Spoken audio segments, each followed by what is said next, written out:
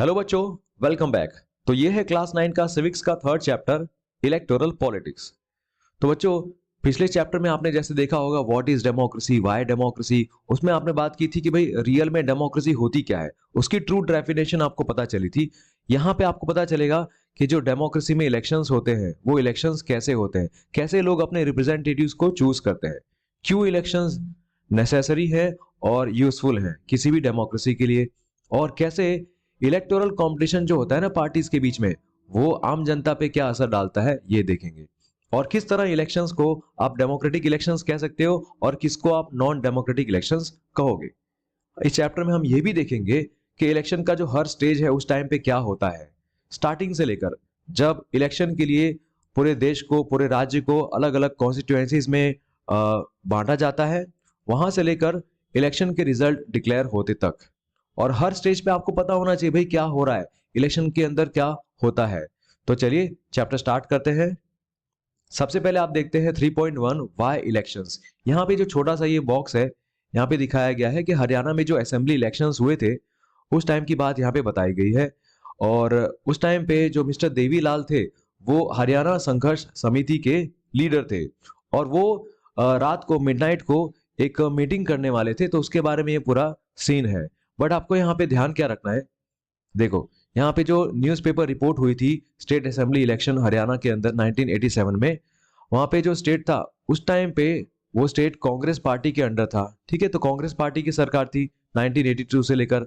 लेकिन जो चौधरी देवीलाल होते हैं वो उस टाइम पे ऑपोजिशन के लीडर थे, और उन्होंने उस टाइम पे न्याय युद्ध, स्ट्रगल फॉर जस्टिस करके ये मूवमेंट चलाया, और उन्होंने अपनी एक नई पार्टी बनाई, लोक दल उसका नाम था। ठीक है, तो हो सकता है ना एमसीक्यूज में आ जाए। और उनकी पार्टी को बाद में दूसरे पार्टीज ने भी ज्वाइन किया। His party joined other opposition parties to form a front against the Congress in the election. So elections आने वाले थे तो उनकी पार्टी को भी दूसरी पार्टीज ने ज्वाइन किया, जैसे बीजेपी ने ज्वाइन किया उनको, और उनका एक फ्रंट बन गया। फ्रंट मतलब क्या होता है कि भाई पार्टीज का ग्रुप जो एक साथ एक टीम बन के इलेक्शन लड़ रहे हैं। ठीक है, तो देवीलाल ने बोला था कि अगर उनकी पार्टी इलेक्शन जीत जाती है तो सबसे पहले वो क्या करेंगे, सबसे पहले वो लोग जो गवर्नमेंट की तरफ से दिए जाते हैं ना लोन्स फार्मर्स को और स्मॉल बिजनेसमैन को, वो हटा देंगे, माफ कर देंगे। और इन्होंने प्रॉमिस किया कि ये इनका फर्स्ट स्टेप होगा, ये फर्स्ट एक्शन होगी इनके गवर्नमेंट की। जैसे ही गवर्नमेंट बनी सबके लोन माफ कर देंगे। ठीक है, और लोग जो थे वो एग्जिस्टिंग गवर्नमेंट से अनहैप्पी थे, खुश नहीं थे वो लोग। तो उनको ये लगा यार ये सही में जो देवीलाल है वो उनका प्रॉमिस तो यार बहुत अच्छा है, हमारे फायदेमंद है ना।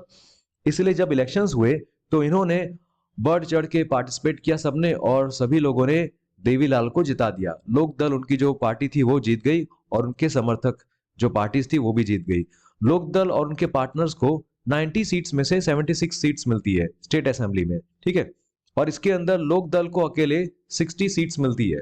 ठीक है, तो एकदम क्लियर मेजोरिटी मिल जाती है असेंबली में। लेकिन उस टाइम पे कांग्रेस को सिर्फ 5 सीट मिलती है। ठीक है, तो ये हुआ उनका इलेक्शन का रिजल्ट।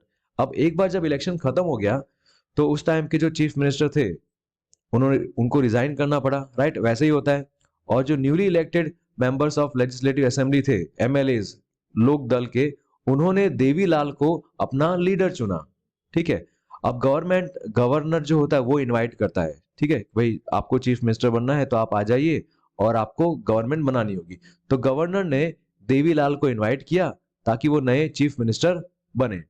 और 3 दिन बाद ही, इलेक्शन रिजल्ट के 3 दिन बाद ही वो चीफ मिनिस्टर बन गए थे। और जैसे वो चीफ मिनिस्टर बने उनकी गवर्नमेंट ने एक गवर्नमेंट ऑर्डर इशू किया जिसके अंदर जितने भी आउटस्टैंडिंग लोन्स हैं छोटे फार्मर्स के, एग्रीकल्चर लेबर्स के, स्मॉल बिजनेसमैन के, वो सारे लोन्स को माफ कर दिया गया सरकार के द्वारा। उनकी पार्टी ने हरियाणा में 4 साल तक राज किया। बाद में जब इलेक्शन हुए 1991 में, तब उनकी पार्टी उतनी अच्छे से जीत नहीं पाई। ठीक है, इस बार कांग्रेस जीत गई और कांग्रेस ने सरकार बनाई। तो बच्चों ये तो सिर्फ एक बैकग्राउंड स्टोरी है कि भाई किस तरह से कहीं पे इलेक्शन हुआ, कैसे कौन जीता, फिर वापस क्या हुआ। ठीक है, तो आपको मैंने इस पीडीएफ के अंदर ना, आप देख सकते हो यहाँ पे जैसे, तो मैंने अलग अलग जगह पे टिक मार्क करके क्वेश्चन बना के भी दिए कि भाई यहाँ से ये क्वेश्चन बन सकता है, इधर से ये क्वेश्चन बन सकता है, ताकि आपके ना इस वीडियो को देखते हुए आपके नोट्स भी बन जाए। ठीक है, चलो सबसे पहला टॉपिक देखते हैं, why do we need elections. हमें आखिर इलेक्शन की जरूरत क्यों पड़ती है। तो दुनिया की कोई भी कंट्री होगी ना, जहां पे डेमोक्रेसी है तो वहां पे क्या होगा, किसी न किसी तरह के इलेक्शंस तो हो ही रहे होंगे, है ना। तो यहाँ पे क्या होता है कि लोग अपने नेताओं को चूज करते हैं, अपने रिप्रेजेंटेटिव्स को चूज करते हैं इलेक्शन के टाइम पे, ठीक है। और ऐसा तो बहुत सारी कंट्रीज में होता है, क्योंकि बहुत सारी कंट्री अपने आप को डेमोक्रेटिक कंट्री मानती है। बट हमें आखिर इलेक्शन की जरूरत क्यों पड़ती है, why do we need elections? तो इसको समझाने के लिए बहुत अच्छा यहाँ पे लिखा हुआ है पूरा, कि भाई अगर इलेक्शन नहीं होंगे तो उसका क्या ऑल्टरनेटिव है, आपके पास क्या ऑप्शन है। देखो, try to imagine a democracy without elections, एक ऐसी डेमोक्रेसी जहां पे इलेक्शन ही नहीं है। तो होगा क्या, a rule of the people is possible without any elections if all the people can sit together every day and take all the decisions. ठीक है, इलेक्शन नहीं करवाने कोई बात नहीं, लेकिन अगर इलेक्शन नहीं करवाने तो भाई अगर आपके यहाँ पे इतने जो जितने भी लोग हैं वो सब के सब लोग एक साथ बैठे रोज के रोज, और जो भी डिसीजन लेना है वो सारे डिसीजन ले सके, ठीक है। बट क्या ये एक बड़ी सी कम्युनिटी में, बड़ा जो कंट्री है जैसे इंडिया, क्या इंडिया में ये पॉसिबल है क्या कि सबके सब लोग एक साथ बैठेंगे और सब डिसाइड करेंगे? ऐसा हो नहीं सकता ना।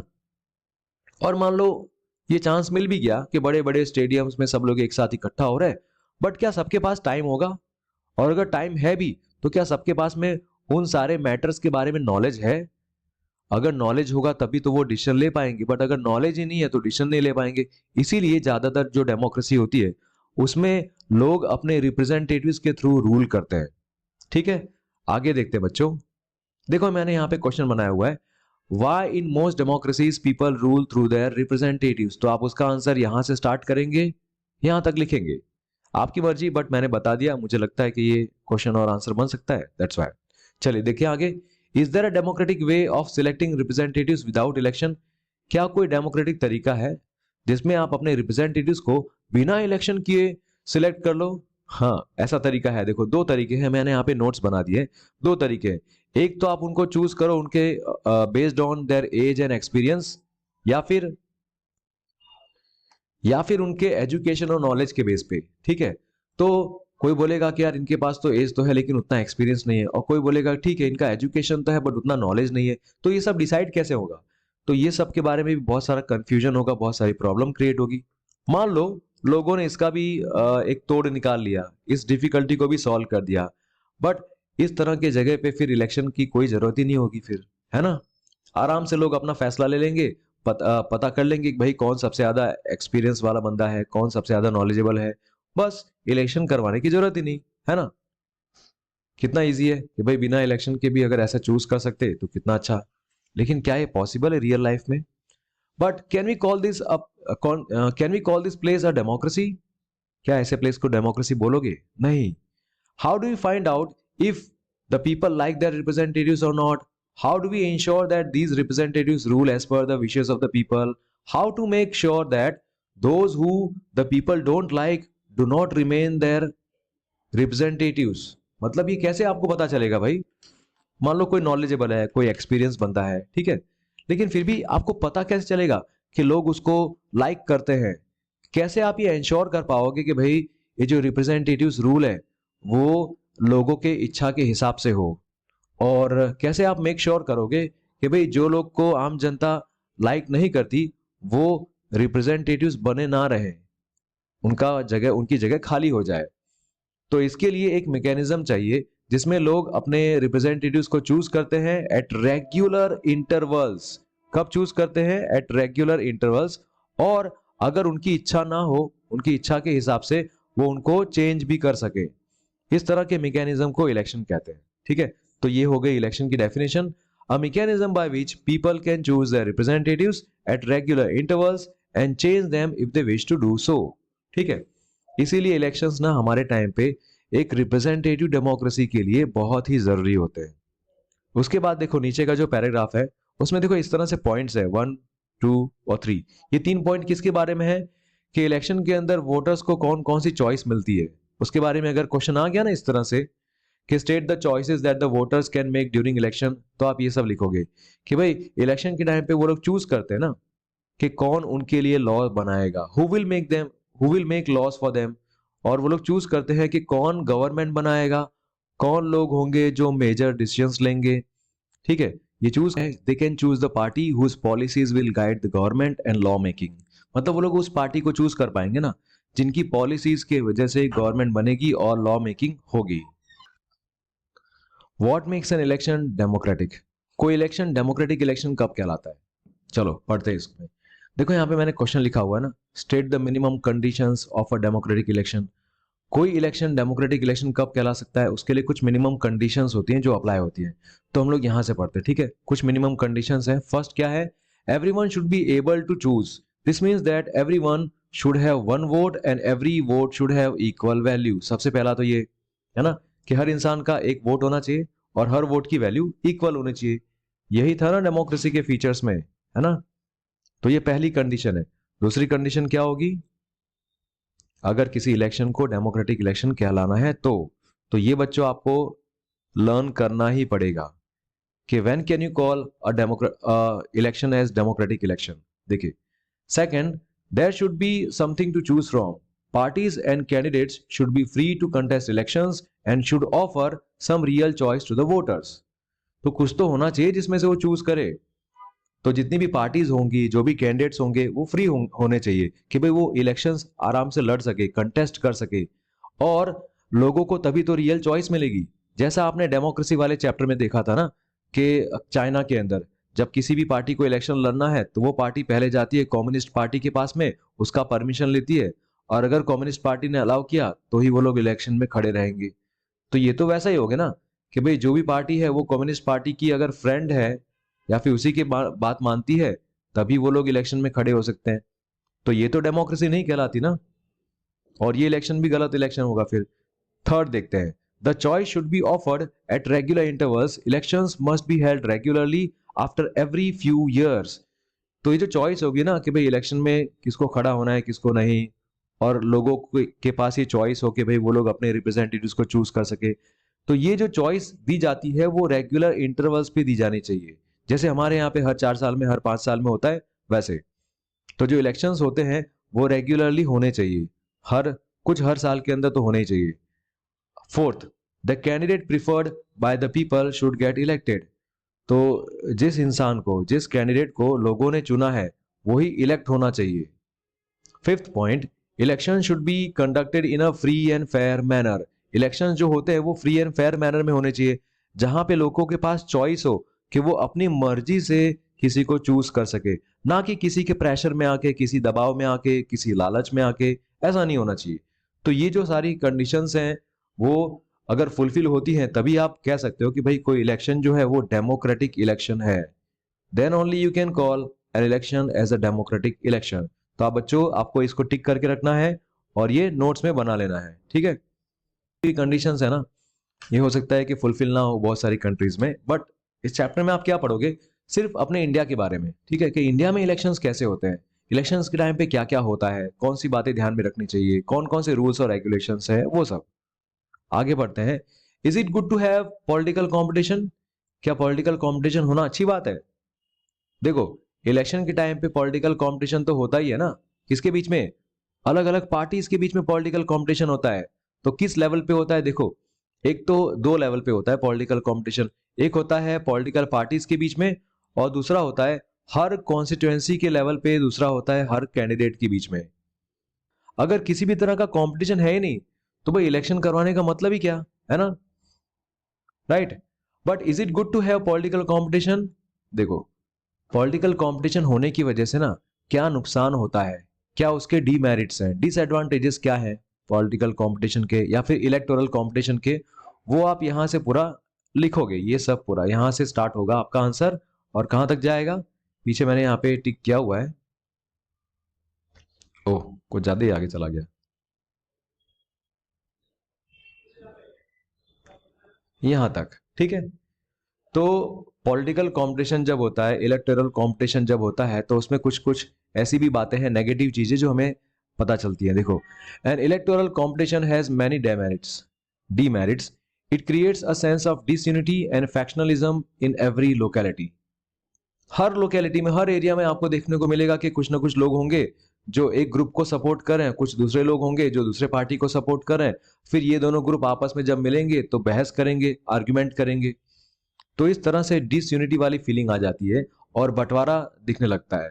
You would have heard of people complaining of party politics in your locality, है ना। कई बार ना लोग लोकेलिटी में ही ये सब डिस्कशन करने लगते हैं ना कि यार उस पार्टी वाले ने ऐसा किया, उसने ऐसा किया, उसने ये ट्रिक यूज की, ऐसा उसने किया, है ना। Different political parties and leaders often level allegations against one another. Parties and candidates often use dirty tricks to win elections. तो बहुत सारी अलग अलग पार्टी के लोग और कैंडिडेट्स लोग ना आपस में एक दूसरे के ऊपर आरोप लगाते हैं ना, भाई तुमने तो ये किया, तुमने तो वो गलत किया, है ना। ये सब इलेक्शन के टाइम पे आपने देखा ही होगा। बहुत सारी इलेक्शन रैलीज में और जो बड़ी बड़ी इलेक्शन की मीटिंग्स होती है, जब लोग इकट्ठा होते हैं तो वहां पे अपनी स्पीचेस के अंदर नेता लोग बहुत कुछ बोल जाते हैं। उसमें एक दूसरे के ऊपर आरोप लगाते हैं, एक दूसरे को नीचा दिखाते हैं, एक दूसरे के नेगेटिव पॉइंट्स को हाईलाइट करते हैं और अपने पॉजिटिव पॉइंट्स को दिखाते हैं कि भाई हमारे में ये पॉजिटिव पॉइंट है, देखो हम लोग ये सब कर लेंगे। Some people say that this pressure to win electoral fights does not allow sensible long-term policies to be formulated. अब कुछ लोग ये भी कहते हैं कि इस तरह का जो कंपटीशन बार बार होता है ना 4 साल में 5 साल में, तो उसकी वजह से क्या होता है कि लॉन्ग टर्म पॉलिसीज बन नहीं पाती ठीक से। Some good people who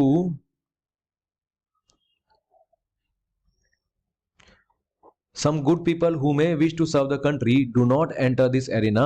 They do not like the idea of being dragged into unhealthy competition. देखो कुछ लोग नहीं होते, आपने सुना होगा, कुछ लोग बोलते हैं यार ये पॉलिटिक्स है ना बहुत बुरी चीज है, पॉलिटिक्स ना एक कीचड़ की तरह है, उसमें उतरना नहीं है ना। तो कुछ लोग होते हैं यार सोचते हैं मुझे देश का भला तो करना है, बट मैं इस दलदल में नहीं जाना चाहता, मैं इस तरह के माहौल में नहीं जाना चाहता जहां पे लोग एक दूसरे पे कीचड़ उछालते हैं, एक दूसरे की बुराई करते हैं, अनहेल्दी कंपटीशन होती है, ठीक है। तो ये सब है उसके डीमेरिट्स। तो आपको पॉइंट वाइज नोट्स बनाने हैं और जब एग्जाम आए तो आप सारा याद कर लीजिएगा जितना भी हो सके, क्योंकि एग्जाम में आंसर लिखते वक्त ना आपको सब कुछ याद आने वाला नहीं है, कुछ कुछ ही चीजें याद आएंगी। इसलिए जब याद करने बैठो तो सब याद कर लो, क्योंकि एग्जाम में आपको जब रिकॉल करोगे तो कुछ ही चीजें याद आएंगी ऐसा। चलो आगे बढ़ते हैं।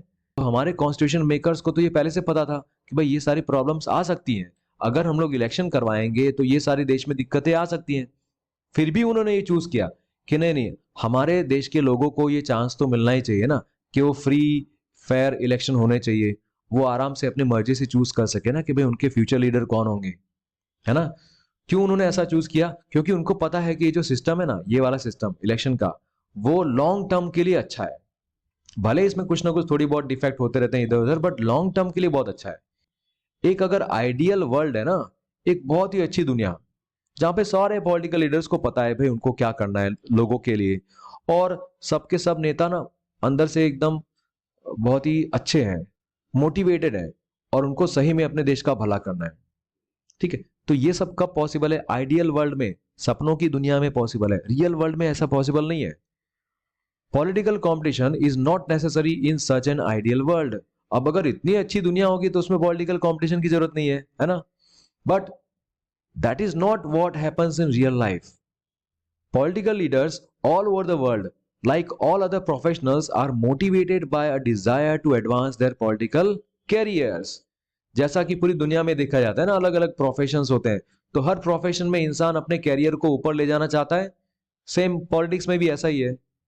तो हो सकता है ना कि यार कोई इंसान हो जो पावर में रहना भी चाहता है, पावर एक्वायर करना चाहता है, अपने पोजीशन में बने रहना चाहता है, बट उसके अंदर ये भी है कि भाई मैं तो देश का भला भी करना चाहता हूं। तो दोनों दोनों चीजें हैं।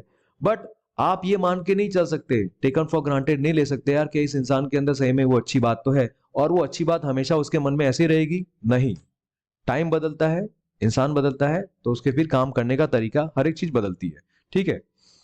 तो हम लोग इस बात पे तो फोकस नहीं कर सकते ना कि चलो ठीक है यार ये इंसान के अंदर वो क्वालिटी है तो वो हमेशा ऐसे ही रहेगा। नहीं, ऐसा नहीं होता, ठीक है। हो सकता है इसके अलावा even when they wish to serve the people they may not know what is required to do so, or their ideas may not match what the people really want. तो हो सकता है कि भाई उनके अंदर ये इच्छा हो बट उनको पता ही ना हो कि उनको करना क्या है, और हो सकता है उनके आइडियाज और आम जनता के आइडियाज सही में मैच ना करे, तो क्या होगा? तो इस तरह की जो रियल लाइफ प्रॉब्लम है ना, उसको सॉल्व करने का तरीका यहाँ पे दिया है। यहाँ पे एक्चुअली में दो तरीके हैं, है ना, दो तरीके यहाँ पे, एक फर्स्ट और ये सेकंड, ठीक है। तो पहला तरीका ये है कि भाई ऐसे लीडर्स को आप ट्राई करो उनके नॉलेज को और उनके कैरेक्टर को इंप्रूव करने का, ठीक है। नॉलेज अच्छे से देके, अच्छे से अच्छी वैल्यूज, अच्छी चीजें सिखा के ताकि उनका कैरेक्टर और इम्प्रूव हो। दूसरा तरीका ये है कि एक रियलिस्टिक तरीका ये है कि भाई एक ऐसा सिस्टम बनाओ जहां पे पॉलिटिकल लीडर्स को अच्छा काम करने पे, आम जनता की भलाई के लिए काम करने पे उनको इनाम मिले, और अगर वो आम जनता के लिए काम नहीं करते ठीक से तो उनको पनिशमेंट मिले।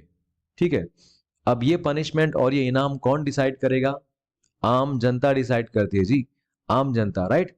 Simple answer is the people, and this is what electoral competition does. यही तो इलेक्टोरल कंपटीशन में होता है। आम जनता डिसाइड करती है इलेक्शन के टाइम पे कि भाई उनको कौन अच्छा लगा, कौन नहीं लगा, किसका काम ठीक लगा, किसका काम ठीक नहीं लगा, किसके ऊपर उनको भरोसा है ज्यादा और किसके ऊपर नहीं है। चलिए देखते हैं आगे। Regular electoral competition provides incentives to political parties and leaders. They know that if they raise issues that people want to be raised, their popularity and chances of victory will increase in the next elections. ठीक है, तो जो regular competition होता रहता है ना, उसमें क्या होता है कि पॉलिटिकल पार्टीज को और लीडर्स को ना एक चांस मिलता है, एक एक कंपटीशन जीतने का बेनिफिट मिलता है कि यार उनको लगता है कि हाँ देखो, अगर हमें पता है कि आम जनता को कौन कौन से इश्यूज परेशान कर रहे हैं और वो इश्यूज वो लोग अगर उठाते हैं सही में, तो उनकी पॉपुलैरिटी बढ़ेगी और उनका चांस जीतने का ज्यादा होगा, है ना?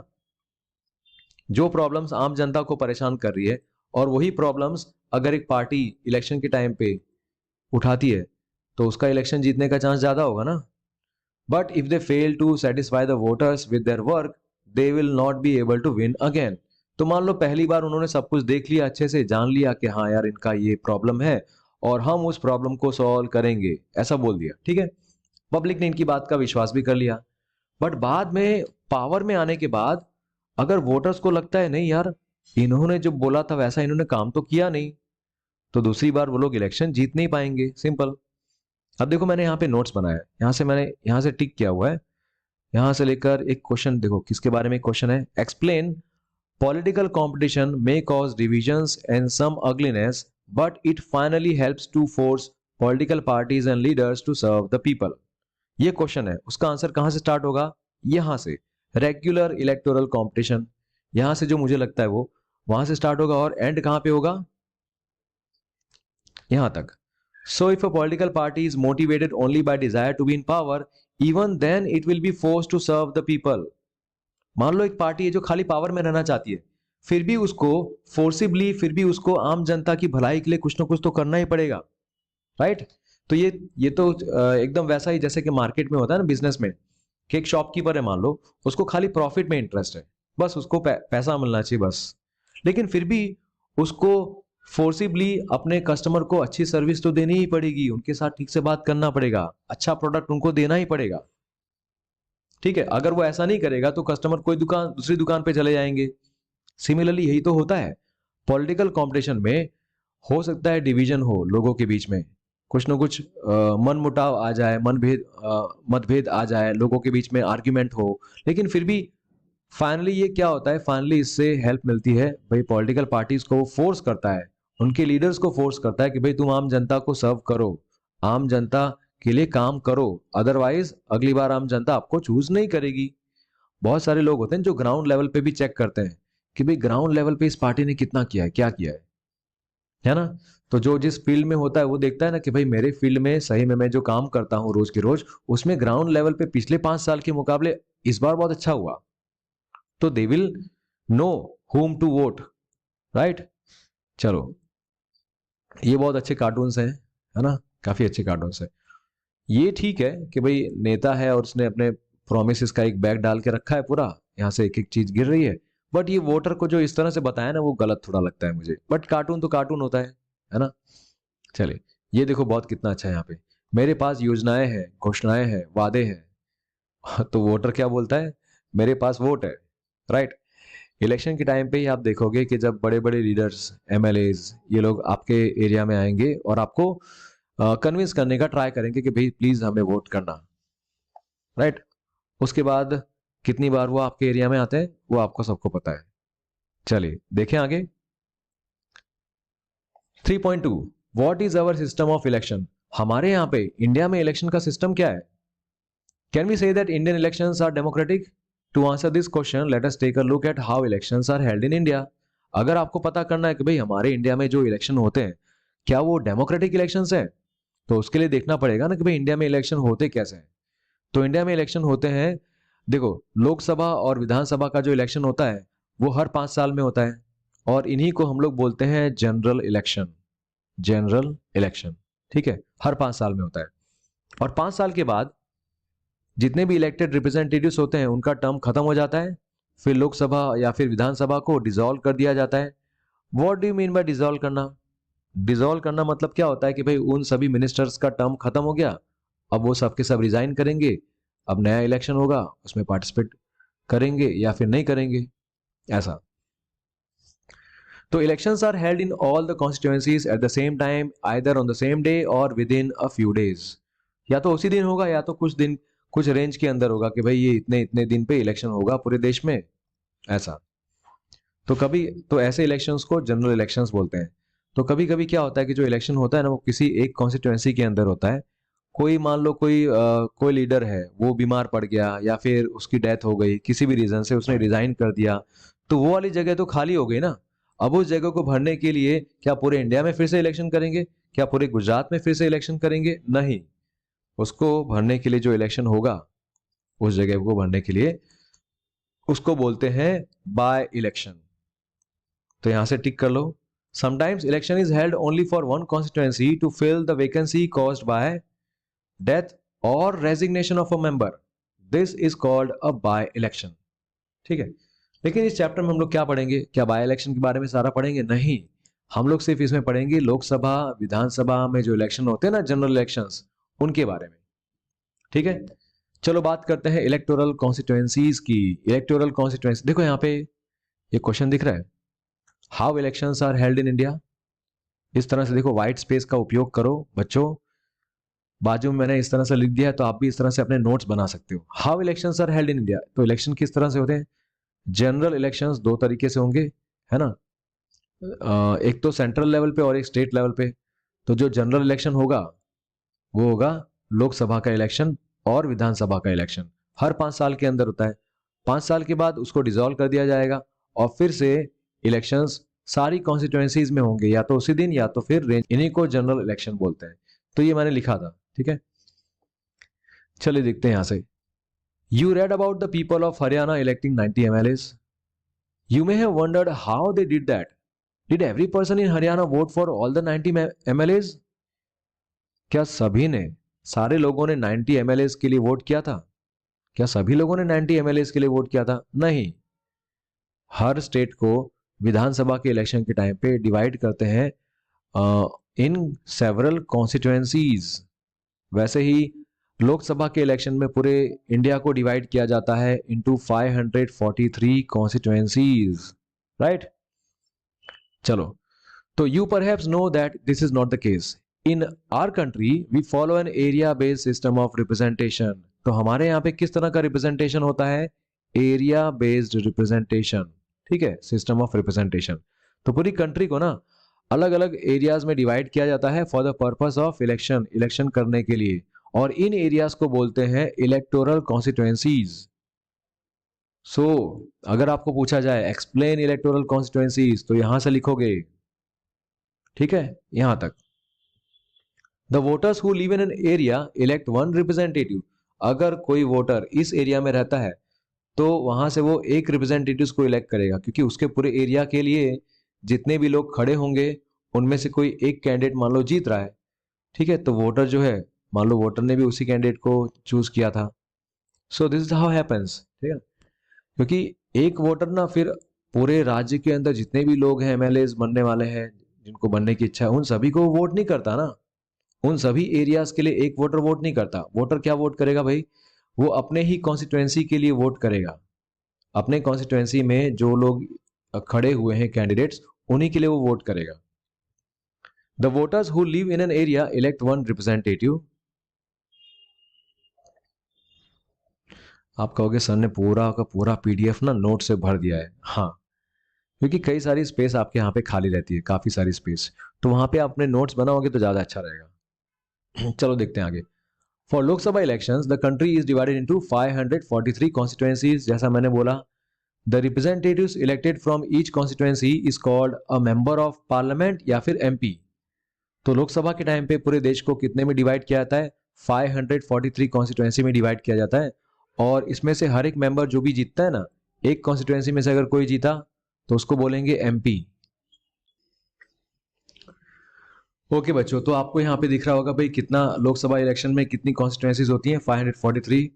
ठीक है, और हर एक के अंदर जो भी मेंबर इलेक्ट होता है उसको क्या बोलते हैं? एमपी बोलते हैं, that is member of parliament. One of the features of a democratic election is that every vote should have equal value. Her vote की वैल्यू इक्वल ही होती है ना, इसीलिए जो हमारा कॉन्स्टिट्यूशन है ना, उसमें हर कॉन्स्टिट्यूएंसी के अंदर रफली इक्वल पॉपुलेशन होनी चाहिए। ठीक है, तो इस तरह से डेमोक्रेसी के अंदर कॉन्स्टिट्यूएंसीज को डिसाइड किया जाता है कि भाई कोई अगर एरिया है तो वो इतना एरिया क्यों है, क्योंकि उसके अंदर जो पॉपुलेशन है जितनी होनी चाहिए उतनी है। ठीक है, similarly each state is divided into a specific number of assembly constituencies. Vidhan Sabha election कैसे होते हैं तो वो आप लिखोगे, लोकसभा इलेक्शन आप ये पूरा लिखोगे। ठीक है, so similarly each state is divided into a specific number of assembly constituencies. In this case the elected representative, ऐसे में इलेक्टेड रिप्रेजेंटेटिव को क्या बोलेंगे? एमएलए बोलेंगे। एमएलए का फुल फॉर्म क्या है? Member of legislative assembly. और each parliamentary constituency has within it several assembly constituencies. So जितनी भी हर पार्लियामेंट्री कॉन्स्टिट्यूएंसी होती है, जो लोकसभा के अंदर जो नहीं 543 कॉन्स्टिट्यूएंसीज है, तो इस हर एक के अंदर ऐसी कई सारी छोटी छोटी असेंबली कॉन्स्टिट्यूएंसी होती है जो विधानसभा के अंदर आती है। ठीक है, विधानसभा इलेक्शंस में काउंट होती है। The same principle applies for panchayat and municipal elections. Same ऐसा ही होता है। ईच विलेज और town is divided into several wards that are like constituencies. Each ward elects one member of the village और the urban local body. Urban local body, तो हर village या फिर टाउन को ना बहुत सारे वार्ड्स में डिवाइड किया जाता है। ठीक है, वार्ड्स में जैसे नहीं कॉन्स्टिट्यूएंसी होती वैसे वार्ड्स में डिवाइड करते हैं, और हर वार्ड के अंदर एक मेंबर इलेक्ट होता है विलेज का या फिर अर्बन लोकल बॉडी का। तो कभी कभी क्या ज्यादातर ये जो कॉन्स्टिट्यूएंसीज होती है उनको सीट्स कहा जाता है कि इस पार्टी को इतनी सीट्स मिली, इस पार्टी को इतनी सीट्स मिली, ऐसा। ठीक है, तो इसका मतलब ये होता है, मान लो कि अगर आप बोलते हैं जैसे यहाँ पे है ना कि भाई लोक दल को ना 60 सीट्स मिली है हरियाणा में, इसका मतलब ये कि लोक दल के जो कैंडिडेट्स थे ना वो 60 असेंबली कॉन्स्टिट्यूएंसीज में जीते हैं, और इसीलिए लोक दल के पास में 60 एमएलएज हैं स्टेट असेंबली के अंदर। उस टाइम की बात जब इलेक्शन हुआ था उसके बारे में। तो बच्चों अब बात करते हैं रिजर्व्ड कॉन्स्टिट्यूएंसीज की। तो हमारे कॉन्स्टिट्यूशन के अंदर हर सिटीजन के ऊपर ये एक हक है कि वो अपने रिप्रेजेंटेटिव्स को इलेक्ट कर सकता है और वो खुद भी एज अ रिप्रेजेंटेटिव स्टैंड हो सकता है। The constitution makers, however, were worried that in an open electoral competition, certain weaker sections may not stand a good chance to get elected to the Lok Sabha and the state legislative assemblies. तो constitution makers को ना एक बात की चिंता थी कि भाई उनको लगता था कि अगर इस तरह का ओपन इलेक्टोरल कॉम्पिटिशन होगा तो कुछ लोग जो बेचारे ऑलरेडी कमजोर हैं वो लोग तो उनका तो कभी चांस नहीं होगा, वो लोग कभी इलेक्शन में जीत नहीं पाएंगे, ना ही कभी वो लोकसभा के इलेक्शन में जीत पाएंगे, ना ही कभी वो विधानसभा के इलेक्शन में जीत पाएंगे। ठीक है, क्योंकि उनके पास में वो रिक्वायर्ड रिसोर्सेज नहीं होंगे, या तो एजुकेशन नहीं होगी, या तो उतने अच्छे उनके कॉन्टैक्ट नहीं होंगे कि वो इलेक्शन में या उस कॉम्पिटिशन में जीत पाए दूसरे लोगों के साथ में, है ना। Those who are influential and resourceful may prevent them from winning elections. If that happens, our parliament and assemblies would be deprived of the voice of a significant section of a population. तो जो लोग already influential हैं, resourceful हैं, वो लोग कमजोर लोगों को इलेक्शन जीतने देंगे नहीं। लेकिन अगर ऐसा होगा तो हमारी जो पार्लियामेंट है और असेंबली है उसके अंदर आम जनता की आवाज को उठाने वाला कोई तो होगा नहीं ना फिर। So that would make our democracy less representative and less democratic. तो उससे हमारे जो देश में डेमोक्रेसी है वो लेस रिप्रेजेंटेटिव होगी एंड लेस डेमोक्रेटिक। तो उन्होंने फाइंड आउट किया भाई यार, उनको लगा कि हाँ हमें वीकर सेक्शन के लिए ना कुछ कॉन्स्टिट्यूएंसीज को रिजर्व करना ही पड़ेगा, ताकि जो वीकर सेक्शन में से जो जनता है वो उस सीट पे खड़ी हो सके। अदरवाइज क्या होगा, अदरवाइज जो बाकी लोग हैं, जो बड़े बड़े हैं, जो पावरफुल लोग हैं, वो उनको कभी जीतने ही नहीं देंगे। Some constituencies are reserved for people who belong to the scheduled caste and scheduled tribes. तो कुछ कॉन्स्टिट्यूएंसी है जहां पे शेड्यूल्ड कास्ट और शेड्यूल्ड ट्राइब के लिए सीट्स रिजर्व होती है पहले से। In SC reserved constituency only someone who belongs to the scheduled caste can stand for election. Similarly, only those belonging to the scheduled tribe can contest an election from a constituency reserved for ST. तो मतलब जो constituency STs के लिए reserved है तो वहां पे सिर्फ एसटी के ही लोग इलेक्शन में खड़े हो सकते हैं, और अगर कोई कॉन्स्टिट्यूएंसी एससी लोगों के लिए रिजर्व्ड है तो वहां पे अगर कोई भी जो भी इलेक्शन में खड़ा होगा ना वो भी एसटी कम्युनिटी का होना चाहिए या फिर एससी कम्युनिटी का होना चाहिए। अभी जो सिस्टम है ना रिजर्वेशन का, वो आगे जाके बाकी सारे वीकर सेक्शंस के लिए भी इंक्लूड कर दिया गया डिस्ट्रिक्ट में और लोकल लेवल पे।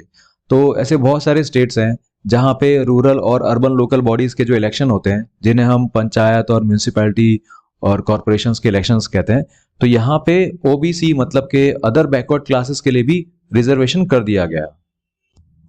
बट हमें पता है कि हर स्टेट के अंदर इनकी पॉपुलेशन तो अलग अलग होगी, तो हर स्टेट में इन लोग के लिए जो सीट्स होती है वो भी अलग होती है।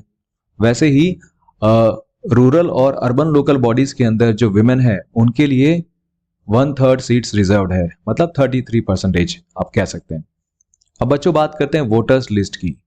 तो एक बार जब सारी कॉन्स्टिट्यूएंसीज डिसाइड हो जाती हैं तो नेक्स्ट स्टेप क्या होगा कि भाई कौन वोट करेगा कौन वोट नहीं करेगा, ये पता होना चाहिए ना।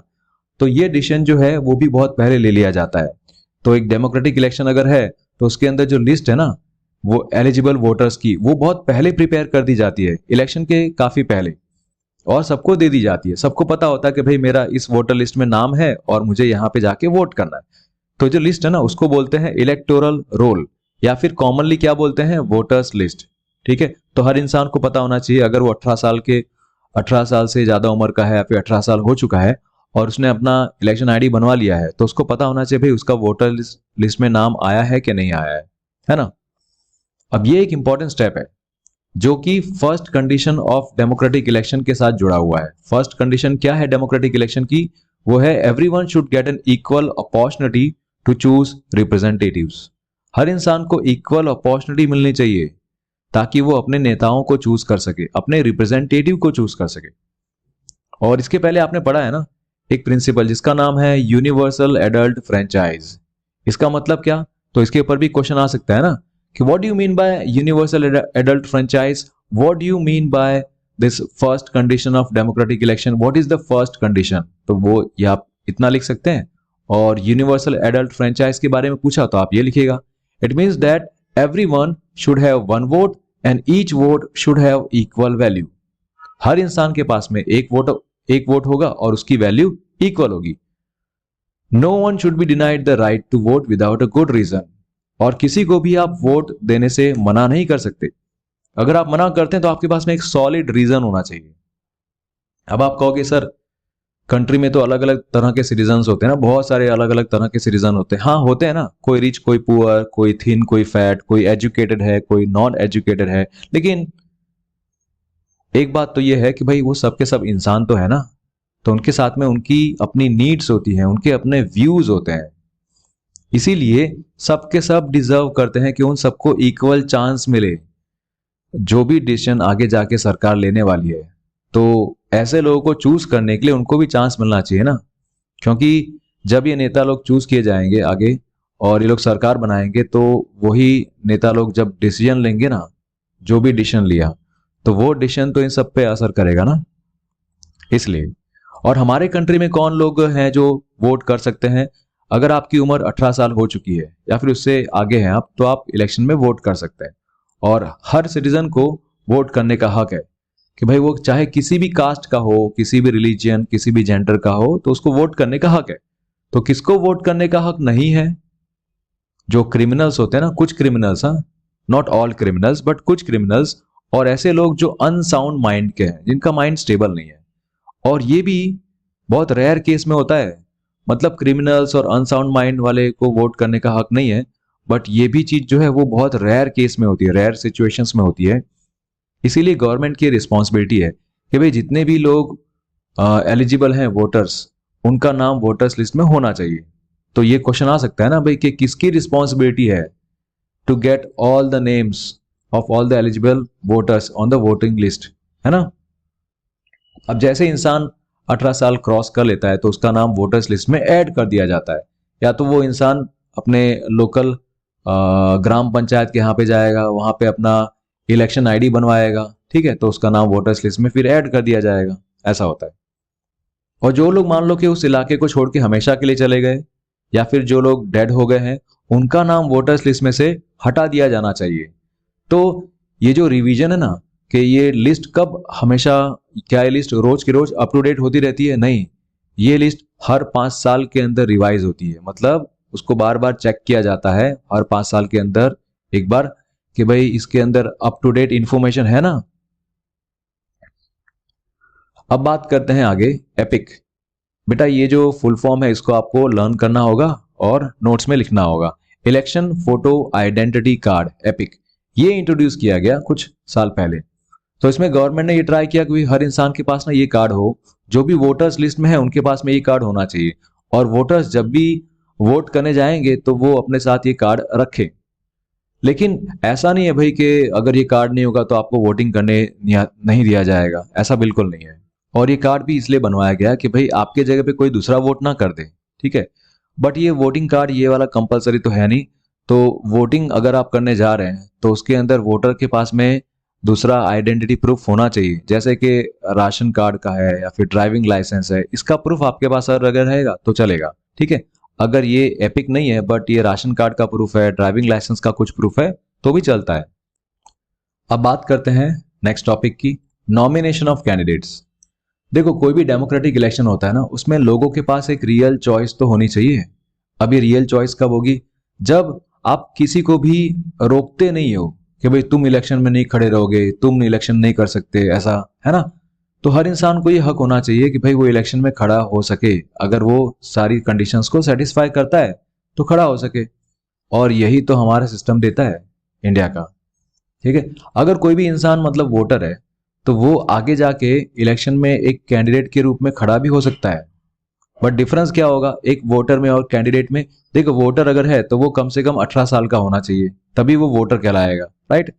और अगर इलेक्शन में एज अ कैंडिडेट खड़ा होना है तो उसको मिनिमम 25 साल का होना चाहिए, ठीक है। और बाकी सारे लोग पे भी रिस्ट्रिक्शंस होते हैं ना, जैसे कोई क्रिमिनल है तो क्रिमिनल्स के ऊपर कुछ रिस्ट्रिक्शंस होते हैं, बट वो भी एक्सट्रीम केस में होते हैं। अब जो पॉलिटिकल पार्टीज हैं वो अपने तरफ से कैंडिडेट्स को खड़ा करती हैं कि भाई हमारे तरफ से इस कॉन्स्टिट्यूएंसी में ये वाला कैंडिडेट हम उतार रहे हैं, ठीक है, कंपटीशन में। तो अगर किसी पार्टी ने किसी बंदे को इस तरह से बताया कि भाई तुम इस एरिया में हमारे तरफ से लड़ोगे, इसका मतलब कि उसको पार्टी का टिकट मिल गया है। Parties nomination is often called party ticket, ठीक है। तो जो भी जिसको भी पार्टी टिकट मिलेगा तो वो क्या डायरेक्टली फिर इलेक्शन में खड़ा हो जाएगा, उसको कुछ करना नहीं पड़ेगा? नहीं। जैसे आप एडमिशन फॉर्म भरते हो ना, उसमें डिटेल सारी लिखते हो, वैसे यहाँ पे हर इंसान को जिसको भी इलेक्शन में खड़ा होना है उसको एक नॉमिनेशन फॉर्म फिलअप करना पड़ता है और कुछ पैसा देना पड़ता है एज अ सिक्योरिटी डिपॉजिट। तो ये हो गया जो बहुत पहले होता था, ठीक है। अब रिसेंट सिनारियो क्या है, इसके ऊपर ना सुप्रीम कोर्ट ने रूल बनाया है कि भाई आपको कुछ इंफॉर्मेशन देनी पड़ेगी डिटेल में, आपको कुछ डिटेल में इंफॉर्मेशन देनी पड़ेगी, डिक्लेयर करना पड़ेगा अपने बारे में, ठीक है। और वो सारी इंफॉर्मेशन पब्लिक न्यूज़पेपर में छपेगी ताकि आम जनता उसके बारे में देख सके, आपके बारे में जान सके सब कुछ। क्या क्या इंफॉर्मेशन होगी? So every candidate has to make a legal declaration. Legally वो डिक्लेयर कर रहा है ये सारी चीजें कि भाई मेरे बारे में ये सब चीजें हैं। अगर कोई सीरियस क्रिमिनल केस पेंडिंग है तो वो भी बता दो, ठीक है। और आपके पास कितनी एसेट्स है, कितना लायबिलिटीज है, वो बताओ। और इनफैक्ट आपके मेंबर, आपके जो भी फैमिली मेंबर है उनके पास भी है जितना, वो सब कुछ बताना होता है। और एजुकेशन आपका कितना है, एजुकेशन क्वालिफिकेशन, तो ये सारी जो चीजें हैं वो लीगली डिक्लेयर करनी पड़ती है। और ये चीजें इंडिया के न्यूज़पेपर्स में छपते हैं ताकि वोटर्स को इनके बारे में इंफॉर्मेशन मिले कि भाई मैं जिसको वोट देने जा रहा हूं ना उसके बारे में मुझे कुछ तो पता होना चाहिए कि भाई वो कैसा इंसान है, उसके बारे वो कितना कमाता है, उसके पास कितनी प्रॉपर्टी है ना, कितना पढ़ा लिखा है, ये सब तो पता होना चाहिए ना। इसीलिए ये सारी इंफॉर्मेशन लीगली हर कैंडिडेट को डिक्लेयर करनी पड़ती है। अब बच्चों बात करते हैं इलेक्शन कैंपेन की। तो इलेक्शन करवाने का ना जो मेन पर्पस है वो क्या है कि आम जनता को एक चांस मिले चूज करने का, किसके बीच में? अपने रिप्रेजेंटेटिव्स के बीच में। गवर्नमेंट कौन सी चाहिए उनको, किस तरह की पॉलिसी उनको अच्छी लगती है। This is the main purpose of election. तो आप ये टिक कर लीजिए और नोट्स बनाइएगा। इसीलिए बहुत जरूरी है कि जो भी इलेक्शन होने वाला है उसके अंदर फ्री एंड ओपन डिस्कशन हो सके कि भाई कौन अच्छा है, कौन सा रिप्रेजेंटेटिव अच्छा है, कौन कैसा है, किसके अंदर नेगेटिव पॉइंट क्या है, किसके अंदर पॉजिटिव पॉइंट क्या है, कौन सी पार्टी अच्छी है, कौन सी पार्टी आगे जाके मुझे अच्छी लगेगी, कौन सी पार्टी अच्छी सरकार बनाएगी, है ना, किस पार्टी की पॉलिसी अच्छी लगती है मुझे। ये सब आपको कब पता चलेगा? जब उसके बारे में ओपन और फ्री डिबेट होगा ना, टीवी न्यूज़पेपर्स में, इन सब में जो चलता है वो सब। तो यही तो इलेक्शन कैंपेन्स के टाइम पे होता है। और हमारे कंट्री में जो कैंपेन्स है ना, वो ऑफिशियली 2 हफ्ते तक चलते हैं। कब से कब तक? Between the announcement of the final list of candidates and the date of polling, उनके टाइम पे, ठीक है। जब आपने कैंडिडेट्स की लिस्ट अनाउंस कर दी और वहां से लेकर जो वोटिंग का दिन है वहां तक, उसके बीच में इलेक्शन कैंपेन ऑफिशियली चलता है। अब ऐसे टाइम पे होगा क्या? जो भी कैंडिडेट इलेक्शन में खड़ा रहेगा ना, वो अपने वोटर्स को कांटेक्ट करेगा, उनको रिझाना चाहेगा, अपनी तरफ करना चाहेगा। और पॉलिटिकल लीडर्स ना बड़ी बड़ी मीटिंग्स करते हैं, इलेक्शन मीटिंग्स करते हैं, लोगों को बुलाते हैं, रैली निकालते हैं। हर पॉलिटिकल पार्टी अपने तरफ से अपने सारे सपोर्टर्स को इकट्ठा करती है और उनको मोटिवेट करती है कि भाई हमारा प्रचार करो। और इसी टाइम पे आपने देखा होगा ना, बहुत सारे न्यूज़पेपर्स हैं, टेलीविजन न्यूज़ है, उसमें पूरा दिन भर इलेक्शन की स्टोरीज चलती रहती हैं, डिबेट चलते रहते हैं, है ना। कई बार क्या होता है कि इलेक्शन डिबेट के टाइम पे ना एंकर होगा टीवी का और उसने 4-5 नेताओं को बुलाया होगा अलग अलग पार्टी के, किसी न किसी टॉपिक को लेकर डिबेट चालू हो जाएगी। और उसके अंदर फिर पता चलता है हमें कि हमारा कैंडिडेट या फिर हमारी पार्टी के जो लोग हैं जिसको आप वोट करने जा रहे हो, वो लोगों की पॉलिसी क्या है, उन लोग का माइंडसेट कैसा है, वो लोग क्या करना चाहते हैं देश के लिए या फिर आपके राज्य के लिए, तो वो सब पता चल जाता है, ठीक है। अब इलेक्शन कैंपेन जो है वो क्या खाली 2 हफ्ते तक चलता है? नहीं, पॉलिटिकल पार्टीज बहुत पहले से इसकी तैयारी शुरू कर देते हैं। इलेक्शन के कई महीनों पहले से ही इनकी तैयारी एक्चुअली में शुरू हो जाती है। अब जब इलेक्शन कैंपेन्स होते हैं ना, तो पॉलिटिकल पार्टीज ये फोकस करती है कि जितने भी बड़े बड़े मुद्दे हैं, जितने भी बड़े बड़े इश्यूज हैं, उन सब पे पब्लिक का ध्यान जाए और इन्हीं इश्यूज के बदले वो उनको वोट करें। तो अगर उन पार्टी ने कुछ इश्यूज को उठाया है और वो इश्यूज आम जनता को भी पसंद है, तो उसी के बेस पे आम जनता भी इनको वोट करेगी ना। लेकिन अब देखना ये होगा कि भाई पहले आम जनता ने कौन कौन सी चीजों के बारे में कुछ बोला होगा और या फिर पार्टी ने कौन कौन से इश्यूज को उठाया था। तो कुछ सक्सेसफुल स्लोगन्स हैं जो अलग अलग पॉलिटिकल पार्टीज ने अलग अलग टाइम पे दिए थे। तो यहाँ पे जो सक्सेसफुल स्लोगन्स हैं वो आपके एमसीक्यूज में आ सकते हैं कि भाई किसने दिया था, कब दिया था।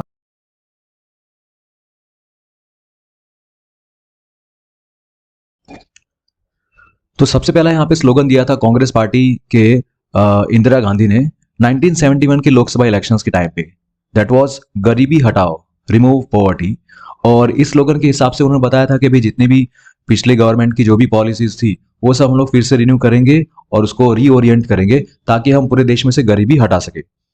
नेक्स्ट स्लोगन था 1977 के लोकसभा इलेक्शंस में जनता पार्टी के जयप्रकाश नारायण ने दिया था, सेव डेमोक्रेसी। इनकी पार्टी ने प्रॉमिस किया था कि जो पिछली सरकार है और इमरजेंसी के टाइम पे जितने भी चीजें खराब हुई हैं, जो भी कुछ आम जनता की आजादी जो छीन ली गई है, ये सब हम लोग वापस फिर से ला देंगे। फिर 1977 में जो वेस्ट बंगाल के असेंबली इलेक्शंस हुए थे, इसमें लेफ्ट फ्रंट ने एक स्लोगन दिया था, लैंड टू द टिलर। फिर 1983 के आंध्र प्रदेश के जो इलेक्शंस थे, असेंबली इलेक्शंस, उसमें एनटी रामाराव जो कि तेलुगु देशम पार्टी के लीडर थे, इन्होंने स्लोगन दिया था, protect the self respect of the Telugus. तो आप देख सकते हैं कि कैसे अलग अलग पार्टीज अपने अपने स्लोगन के हिसाब से वो उनका मेन एजेंडा बन जाता है और उसी के लिए वो लोग फिर काम करते हैं।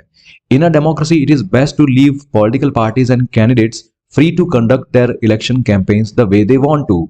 ठीक है, तो डेमोक्रेसी है, हर बंदा इलेक्शन में खड़ा हो सकता है, मिनिमम रिक्वायरमेंट्स कर ले और इलेक्शन में खड़ा हो सकता है। तो पॉलिटिकल पार्टीज और कैंडिडेट्स किस तरह से अपना इलेक्शन लड़ना चाहते हैं, किस तरह का इलेक्शन कैंपेन करना चाहते हैं, वो फ्री हैं, वो अपने हिसाब से करें। लेकिन कई बार क्या होता है कि भाई अपनी मन मर्जी से आप कुछ भी करो, ऐसा तो नहीं चलेगा ना, थोड़ा बहुत तो कंट्रोल होना चाहिए ना। इसीलिए कई बार जरूरी होता है कि भाई पॉलिटिकल पार्टीज जो इलेक्शन कैंपेन करती है उसके ऊपर थोड़ा बहुत कंट्रोल जरूरी है। और हर कैंपेनिंग के टाइम पे पॉलिटिकल पार्टी और उनके कैंडिडेट को free and fair equal chance मिले सबको, ये इंश्योर करना पड़ता है। तो फ्री एंड फेयर चांस कब मिलेगा? जब इलेक्शन लॉ, हमारा जो इलेक्शन लॉ है वो बना होगा। तो वो इलेक्शन लॉ जो बना है वो हर पार्टी और कैंडिडेट के लिए बना हुआ है। तो उसमें ये इलेक्शन लॉ क्या कहता है कि आपको ये सब नहीं करना है। नो पार्टी और कैंडिडेट कैन, मतलब ये सब जो दिया हुआ है ना, वो किसी भी पार्टी या कैंडिडेट को नहीं करना है। ओके, ब्राइब और थ्रेटन वोटर्स को आप पैसे दो या फिर उनको धमकी दो, ये नहीं करना है। Appeal to them in the name of caste और रिलीजन, आप अपने वोटर्स को उनके कास्ट और रिलीजन के नाम पे अपील मत करो कि भाई हम भी तुम्हारे कास्ट के हैं, हम तुम्हारे रिलीजन के हैं, या फिर हम तुम्हारे कास्ट के लिए बहुत कुछ करेंगे, वोट करो, ऐसा नहीं करना है।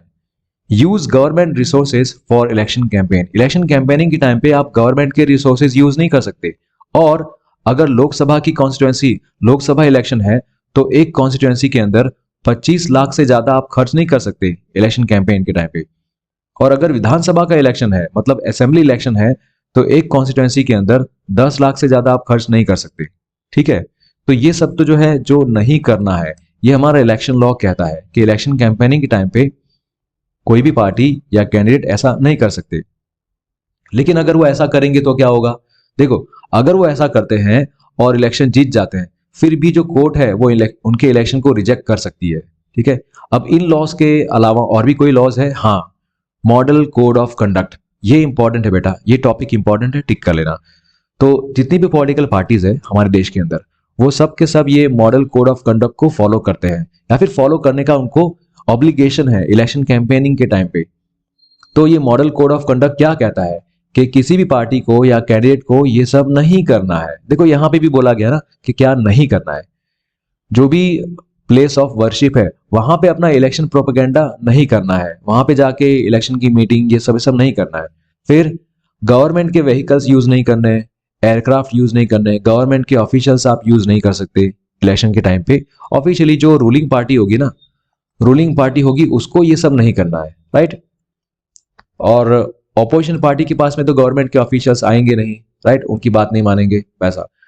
और एक बार इलेक्शन अनाउंस हो गया ना, तो मिनिस्टर्स, जो भी रूलिंग पार्टी के मिनिस्टर्स हैं, वो लोग किसी भी बड़े प्रोजेक्ट के लिए, किसी भी प्रोजेक्ट के लिए फाउंडेशन नहीं रख सकते कि भाई आज से ये प्रोजेक्ट स्टार्ट हुआ। ठीक है, ऐसा नहीं कर सकते।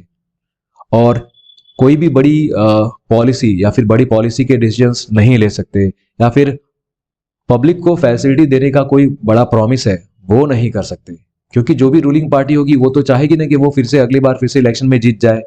तो वो लोग ये सब कर सकते हैं ना, तो उनको ये सब करने से मना किया गया है as per the model code of conduct. अब नेक्स्ट टॉपिक होगा polling and counting of votes. तो मान लो इलेक्शन कैंपेन पूरा हो गया, अब दिन आ गया है कि वोट करेंगे लोग। अब वोटिंग कैसे होगी, कौन वोट करता है, कब वोट करते हैं, वहां की प्लेस को क्या बोलते हैं, ये सब आपको अगले पैराग्राफ में दिखेगा। अब बात करते हैं polling and counting of votes. अब देखो इलेक्शन का जो फाइनल स्टेज है ना, वो कौन सा दिन होता है? जब वोटर्स अपना वोट करने जाते हैं। The voters cast their vote और poll their vote and that day is called the election day. तो हर पर्सन ना, जिसका भी नाम वोटर्स लिस्ट में होगा, वो अपने नजीक के पोलिंग बूथ में जाएगा। और ये पोलिंग बूथ कहाँ होगा? ये पोलिंग बूथ हो सकता है वहां के लोकल स्कूल में हो, या फिर कोई गवर्नमेंट ऑफिस के अंदर हो। तो एक बार जब वोटर अंदर जाता है तो वहां पे इलेक्शन ऑफिशियल्स ना उसको आइडेंटिफाई करते हैं। कैसे? उसका आइडेंटिटी कार्ड मांगेंगे, राइट, जो कि हो सकता है उसका इलेक्शन आईडी हो, या फिर कोई ड्राइविंग लाइसेंस हो, राशन कार्ड हो, वो मांगेंगे। फिर चेक करेंगे कि उसका नाम वोटर्स लिस्ट में है कि नहीं है। ठीक है, उसके बाद उसके फिंगर पे एक इंक से निशान बना देंगे, फिर वो वोट कर सकता है। तो हर कैंडिडेट का ना अपना एक एजेंट होता है जो वहां पे उस पोलिंग बूथ पे होता है, ये देखने के लिए कि भाई यहाँ पे कोई गड़बड़ तो नहीं हो रही ना, यहाँ पे वोटिंग ठीक से हो रही कि नहीं, ऐसा। ठीक है, तो उसके बाद क्या होता है कि देखो बात करते हैं पहले के टाइम पे। अभी क्या, अभी तो ईवीएम्स है, वोटिंग मशीन्स है। तो पहले होते थे बैलेट पेपर्स। तो बैलेट पेपर्स क्या था कि ballot paper is a sheet of paper on which the names of contesting candidates along with party name and symbols are listed. तो ये हो गई आपकी एक डेफिनेशन कि भाई बैलेट पेपर क्या था। मतलब वो एक पेपर था जिसके ऊपर ना सारी पार्टी के कैंडिडेट्स हैं जो भी आपके कॉन्स्टिट्यूएंसी में पार्टिसिपेट कर रहे हैं इलेक्शन के अंदर, उन कैंडिडेट्स के नाम, पार्टी के नाम और सिंबल, वो सारा होता था। और जैसे इस तरह से, जैसे यहाँ पे ना सब नाम लिखे हुए हैं ऐसे, राइट। तो उस तरह से कैंडिडेट्स के नाम होते थे और पार्टी का नाम होता था उनके साइड में, और लोगों को इनके बगल में, जैसे मान लो मैं इनको वोट कर रहा हूं तो यहाँ पे वो स्टैंप लगा देने का, ऐसा। लेकिन अभी क्या है, अभी तो इलेक्ट्रॉनिक वोटिंग मशीन्स है जो वोट्स रिकॉर्ड करती है। तो ये जो मशीन होती है उसके अंदर क्या होता है, उस मशीन के अंदर भी ऐसे ही होता है कि भाई जो पूरा मशीन होगी उसमें सारे कैंडिडेट्स के नाम होंगे। ओके, यहाँ पे कैंडिडेट्स के नाम होंगे, सिंबल होंगे, और उनके साइड में जैसे यहाँ पे बटन होगा। तो जैसे आपको फर्स्ट कैंडिडेट के नाम के आगे जो बटन है यहाँ पे साइड में, उसको दबाना है, तो आप उसको थोड़ी देर तक प्रेस करेंगे और आप चाहते हैं कि भाई इसी को वोट जाए तो उसी को वोट जाएगा।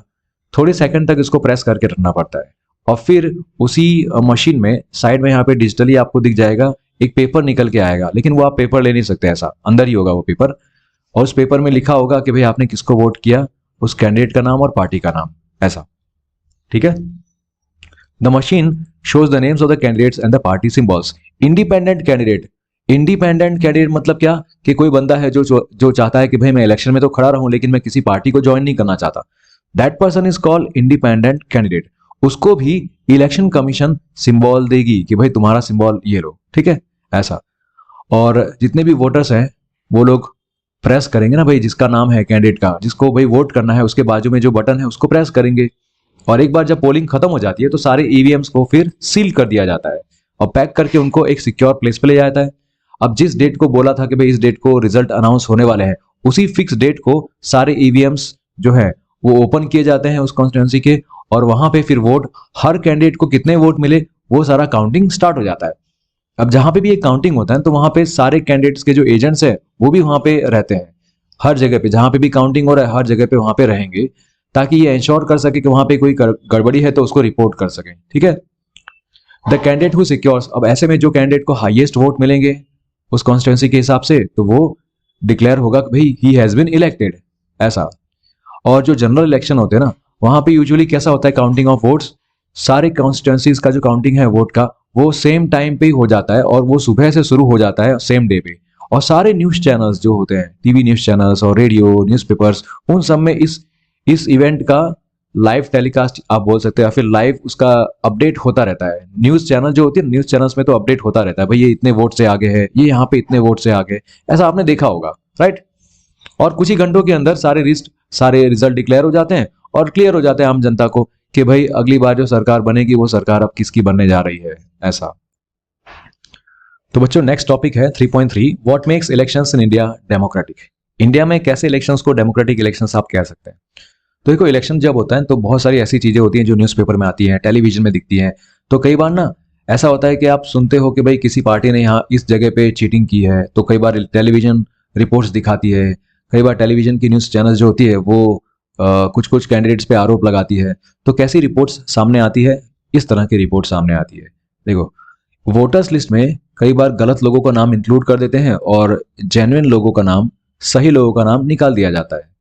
या फिर जो रूलिंग पार्टी है वो गवर्नमेंट की फैसिलिटीज को और गवर्नमेंट के ऑफिशियल्स का मिस यूज करती है।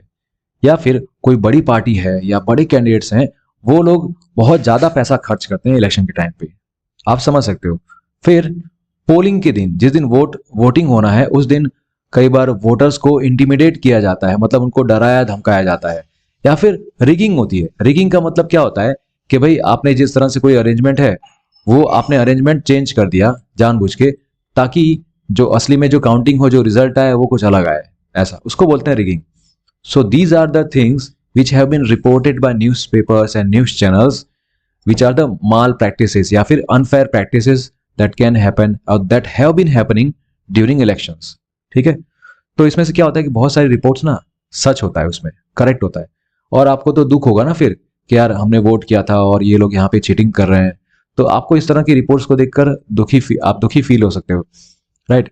और अनफॉर्चुनेटली क्या होता है कि अनफॉर्चुनेटली नहीं, फॉर्चुनेटली क्या होता है कि जो भी ये चीटिंग्स होती है वो उतने बड़े लेवल पे नहीं होती कि भाई आप इलेक्शंस करवाओ ही मत। मतलब अगर चीटिंग हो रही है कहीं पे, थोड़ा बहुत कहीं पे कुछ चीटिंग हो रही है, तो इसका मतलब क्या आप इलेक्शन ही नहीं करवाओगे, ऐसा नहीं होता।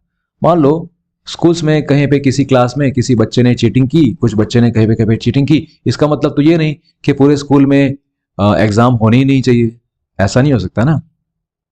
तो आपके अंदर एक बेसिक क्वेश्चन आएगा मन में कि क्या ऐसा हो सकता है कि कोई पार्टी जिसको पब्लिक ने उतना सपोर्ट ना किया हो, लेकिन वो अपनी इलेक्टोरल मेल प्रैक्टिसेस की वजह से, मतलब इलेक्शन के टाइम पे चीटिंग करके, क्या वो पावर में आ सकती है?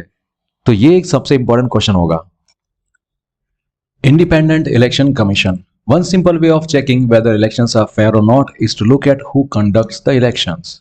मतलब आपको अगर ये पता करना है ना भाई कि इलेक्शन जो फ्री एंड फेयर है कि नहीं, इलेक्शन ठीक से हुआ है कि नहीं हुआ है, तो आपको जानना चाहिए कि भाई कौन इलेक्शन करवा रहा है।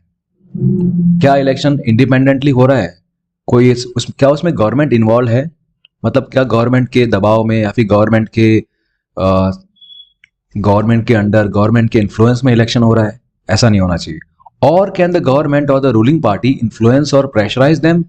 क्या जो इलेक्शन करवा रहे हैं उसके ऊपर रूलिंग पार्टी या गवर्नमेंट क्या इनको प्रेशराइज कर सकती है?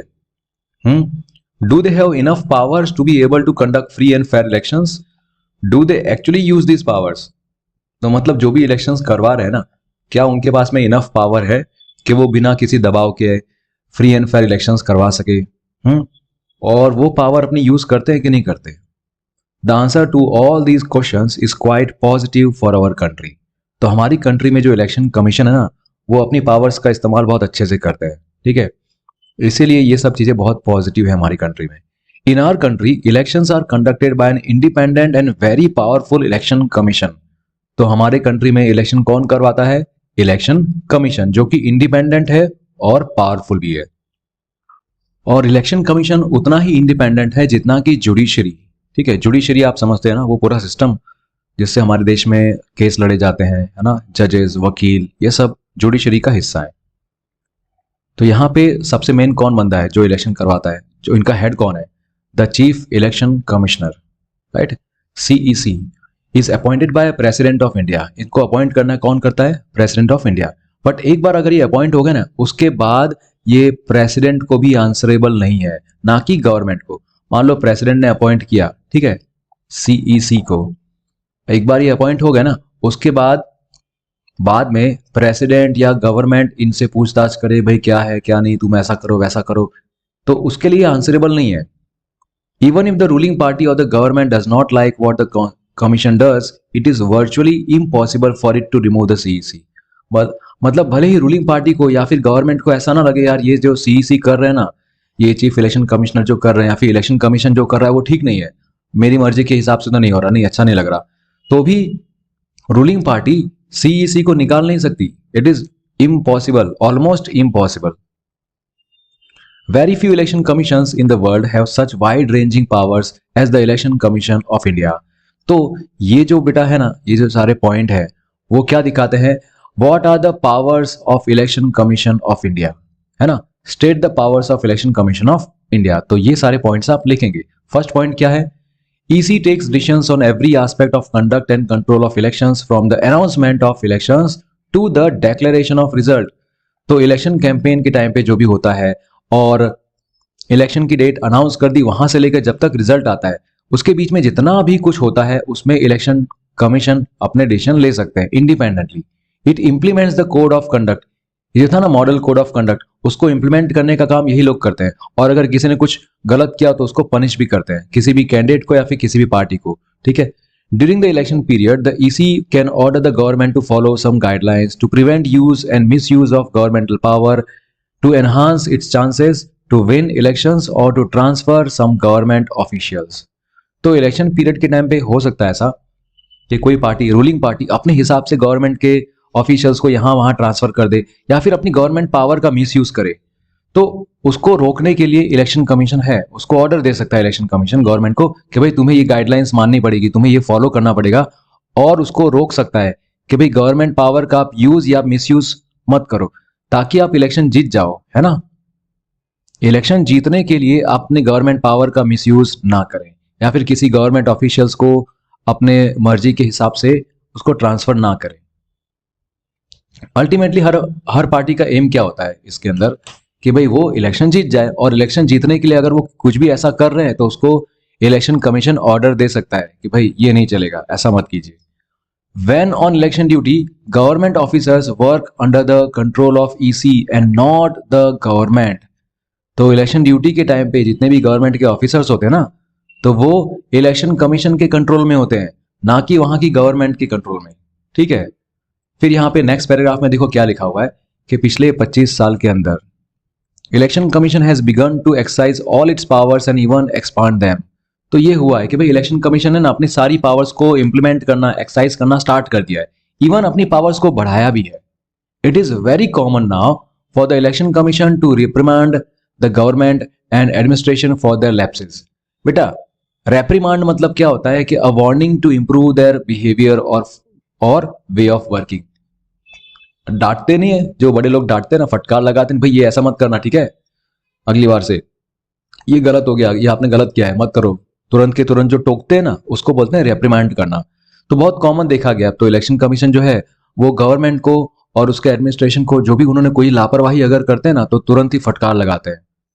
और जब गवर्नमेंट ऑफिशियल्स, अगर इलेक्शन के ऑफिशियल्स को ये लगता है कि जो पोलिंग हुई है, जो इलेक्शन हुआ है वो फेयर नहीं था, कुछ कुछ पोलिंग बूथ पे अगर इलेक्शन ठीक से नहीं हुआ है, वहां पे चीटिंग हुई है या फिर पूरे कॉन्स्टिट्यूएंसी के अंदर चीटिंग हुई है, तो वो ऑर्डर करेंगे कि अब फिर से इलेक्शन करवाओ, फिर से रीपोलिंग करवाओ, फिर से वोट दिलवाओ उस कॉन्स्टिट्यूएंसी के अंदर, या फिर कुछ पोलिंग बूथ के अंदर अगर ऐसा हुआ तो वहां पे फिर से वोटिंग होगी। ऐसा तो ये इलेक्शन ऑफिशियल्स कर सकते हैं। Ruling parties often do not like what the EC does. तो ऑब्वियसली रूलिंग पार्टी को तो नहीं अच्छा लगेगा ना कि उसके ऊपर कोई कंट्रोल करे, कोई उनको ऑर्डर दे, है ना, but they have to obey, उनको ओबे तो करना पड़ेगा। This would not have happened if the EC was not independent and powerful. तो आप रूलिंग पार्टी को अगर आप ऑर्डर दे रहे हो, उनके ऑफिशियल्स को, उनके पार्टी के नेताओं को बोल रहे हो, मतलब आपके पास इतनी पावर है और आप इंडिपेंडेंट हो कि किसी के भी दबाव में आके आप काम नहीं कर रहे, तो ये तो हो गया ना भाई, ये दिखाता है कि भाई जो इलेक्शन कमीशन है वो कितना इंडिपेंडेंट है और पावरफुल है, राइट। तो यहां पे देखो मैंने टिक किया हुआ है कुछ। When do election officials order a repoll. कब इलेक्शन ऑफिशियल्स रिपोल करना ऑर्डर करते हैं कि भाई यहां पे फिर से पोलिंग होगी, यहां से लेकर कहां तक है, यहां तक ऑर्डर रिपोल, ठीक है। Popular participation. Another way to check the quality of the election process is to see whether people participate in it with enthusiasm. If the election process is not free or fair, people will not continue to participate in the exercise. देखो यहाँ पे पता है दूसरा तरीका क्या है, आपको कैसे पता चलेगा भाई कि इलेक्शन ठीक से हुआ है कि नहीं। पहला तरीका क्या था कि भाई कौन इलेक्शन करवा रहा है, इलेक्शन कमीशन के बारे में था, राइट। और दूसरा तरीका यह है जानने का कि भाई लोगों ने इसके अंदर कैसे पार्टिसिपेट किया है, क्या लोगों ने खूब एंथुजियाज्म से पार्टिसिपेट किया है कि नहीं। अगर सही में इलेक्शन फ्री और फेयर होगा, ठीक है, तब लोग एंथुजियाज्म से पार्टिसिपेट करेंगे। लेकिन अगर फ्री एंड फेयर इलेक्शन नहीं हो रहा तो वो लोग फिर एक टाइम आएगा कि जब वो लोग पार्टिसिपेट करेंगे ही नहीं, फिर जानेंगे यार हर बार चीटिंग होती है, कौन जाएगा इलेक्शन वोट करने, छोड़ो जान दो, ऐसा। अब यहाँ पे नीचे ना कुछ चार्ट्स दिए हुए हैं और आपको उससे कंक्लूजन पता चलेगा भाई कि इंडिया में वोटर टर्नआउट कितना है। वोटर टर्नआउट का मतलब क्या होता है कि वोटिंग करने के दिन कितने परसेंटेज लोग वोट करने जाते हैं, ठीक है। वो इंडिया में और यूके में, इन दोनों को कंपेयर किया गया है। ये जो ब्लू लाइन है वो इंडिया की लाइन है और ऊपर जो पिंक लाइन है वो यूके की लाइन है। आप देख सकते हैं कि पहले 56 था, फिर 58, फिर 62, 60 और फिर आगे बढ़ के 66। मतलब ऑलमोस्ट सेटिस्फैक्टरी है कि ये धीमे धीमे बढ़ता जा रहा है, जबकि यूके में ये कम हुआ है ना। First, people participation in election is usually measured by voter turnout figures. तो लोगों ने कितना पार्टिसिपेट किया वो कैसे पता चलता है, वोटर टर्नआउट फिगर से। What is voter turnout? Turnout indicates the percent of eligible voters who actually cast their vote. Turnout का मतलब क्या, इसका मतलब भाई जितने भी एलिजिबल वोटर्स है ना, उनमें से कितने परसेंटेज लोगों ने सही में वोट किया। Over the last 50 years the turnout in Europe and north America has declined. तो पिछले 50 साल के अंदर क्या हुआ है, ये जो बड़ी बड़ी कंट्रीज है ना, डेवलप्ड कंट्रीज, नॉर्थ अमेरिका जो कॉन्टिनेंट है, यूरोप है, यहाँ के अंदर वोटिंग अब कम हो गई है, मतलब लोग अब वोट करने जाते नहीं है, ऐसा डिक्लाइन हुआ है। जबकि इंडिया में क्या हुआ है, इंडिया में या तो स्टेबल रहा है या तो फिर थोड़ा बड़ा है, ऊपर हुआ है ना, स्टेबल रहना इस तरह से स्टेबल है या तो फिर धीमे से ऐसे ऊपर उठा हुआ है। आगे देखते हैं बच्चों, देखो मैंने यहाँ पे एक क्वेश्चन बनाया हुआ है, explain how popular participation has impacted the elections with passage of time. ठीक है, तो एक क्वेश्चन है, देखिएगा उसका आंसर कहां पे मिलता है। चलो सेकंड पॉइंट पढ़ते हैं। In India the poor, illiterate and under privilege people vote in large proportion as compare to the rich and privilege section. तो इंडिया में ज्यादातर वोट कौन करता है? ये लोग वोट करते हैं, जबकि रिच और प्रिविलेज लोग उतना वोट में इंटरेस्ट नहीं दिखाते। आई एम नॉट सेइंग कि सारे रिच और प्रिविलेज लोग ऐसे होते हैं, बट यहाँ पे जो बुक में लिखा हुआ है उसके हिसाब से मैं बता रहा हूँ। This is in contrast to western democracies. जबकि वेस्टर्न डेमोक्रेसी में ऐसा नहीं है, इसका उल्टा है। वेस्टर्न डेमोक्रेसी में ये जो पुअर, इलिटरेट, अंडर प्रिविलेज होते हैं, ये लोग वोट करने ज्यादा नहीं जाते, जबकि वहां पे रिच और प्रिविलेज लोग हैं वो लोग जाएंगे वोट करने। एग्जाम्पल के तौर पे यूनाइटेड स्टेट्स ऑफ अमेरिका के अंदर जो पुअर पीपल हैं और अफ्रीकन अमेरिकन हैं, जो हिस्पैनिक्स लोग हैं, वो कम वोट करते हैं, जबकि रिच और white people they vote more, right. जब भी वोटिंग का टाइम आता है तो ये लोग ज्यादा वोट करते हैं, जबकि ये लोग हैं इनमें से बहुत कम लोग जाते हैं वोट करने के लिए, ऐसा। थर्ड पॉइंट देखते हैं। Common people in India attach a lot of importance to elections. They feel that through elections they can bring pressure on political parties to adopt policies and programs favorable to them. ठीक है। सो आम जनता को ये लगता है ना कि यार इलेक्शन का टाइम है, बहुत ही इंपॉर्टेंट टाइम उनको फील होता है, ठीक है। और उनको लगता है कि इलेक्शंस के टाइम पे ही हम पॉलिटिकल पार्टीज के ऊपर प्रेशर डाल सकते हैं कि भाई आप ऐसी पॉलिसीज और प्रोग्राम्स बनाओ जो हमारे लिए हितकारी है, हमारे मुद्दे के लिए है, हमारे फेवरेबल में है, ठीक है, हमारे फेवर में है।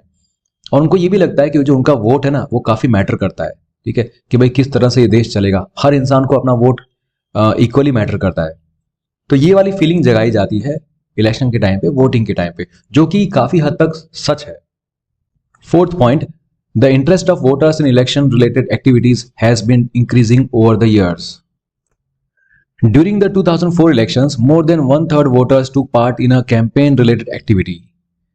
More than half of the people identified themselves as being close to one or the other political party. 1 out of every 7 voters is a member of a political party. देखो कितना सारा इसमें दिखाया गया ना कि भाई वोटिंग करने के लिए आम जनता के अंदर कितना एंथुजियाज्म होता है, कितना बढ़ चढ़ के लोग पार्टिसिपेट करते हैं। तो जो वोटर्स है ना उनका इंटरेस्ट इलेक्शन के अंदर और इलेक्शन के रिलेटेड जितनी भी एक्टिविटीज है ना उसमें बढ़ता गया हुआ है। जहां पे भी रैली निकलेगी वहां पे वोटर्स लोग पहुंच जाएंगे, है ना। जो लोग ऑब्वियसली फ्री है और जिनको बहुत एंथुजियाज्म, वो लोग वहां पे जरूर पहुंचते हैं। तो 2004 के अंदर जो इलेक्शंस हुए थे उसमें 1/3 वोटर्स थे, उन्होंने कैंपेन रिलेटेड एक्टिविटीज में, रैलीज में, इन सब में पार्टिसिपेट किया था बढ़ चढ़ के। और आधे से ज्यादा जो लोग हैं, मोर देन 50% पीपल, उन लोग को ये फील होता है कि वो लोग ना किसी पॉलिटिकल पार्टी के काफी क्लोज है। ऑब्वियसली हर इंसान का, कोई ना कोई इंसान का अपना एक पॉलिटिकल पार्टी का एक वो होता है, कॉन्सेप्ट होता है कि भाई ये वाली पार्टी जो है वो मेरे हिसाब से मेरी फेवरेट है, बहुत अच्छी है, ऐसा। तो उनको क्लोजनेस फील होती है, ठीक है। और हर 7 में से 1 वोटर जो है वो किसी न किसी पॉलिटिकल पार्टी का मेंबर है, ऐसा। चलिए बात करते हैं आगे।